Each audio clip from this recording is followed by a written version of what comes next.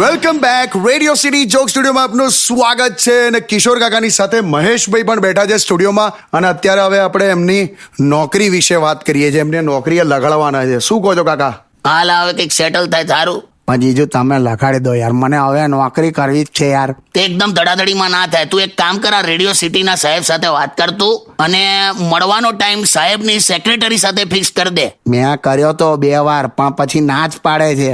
તે વે ચરકાટ, તારે એને નથી મળવા માટે પૂછવાનું, એની સાથે વાત કરીને સાહેબને મળવાનું ગોઠવવાનું, સમજો?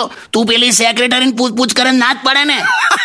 આ કોણ સેક્રેટરીને મળવાનું પૂછતો હતો? તારે બોલ આવું કરે તો પેલી ચીડાય ના.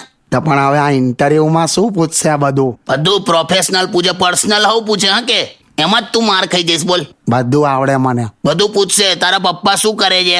એ તો આ સવારે ઉઠીને પંખો બંધ કરે છે. આવો જવાબ આલીશ તું? પણ ખરેખર આવું કરે છે. બોલો. પણ આવું ના કહેવાય લા મહેશ. શું પંખો બંધ કરે છે લા? સારું તો કઈ જુદું હું કામકાજ શું કરે છે એમ ને? હા, એ હું કહી દઈશ. પછી એવું પૂછશે તમે કેટલા ભાઈ બેન છો? 7. 7 ભાઈ બેન. એમાં તારો નંબર? મારો 9879. બે મોબાઈલ નંબર નહીં લાવે. ત્યાં મારે નહીં કરવું. અને આવું બધું કરે છે લા.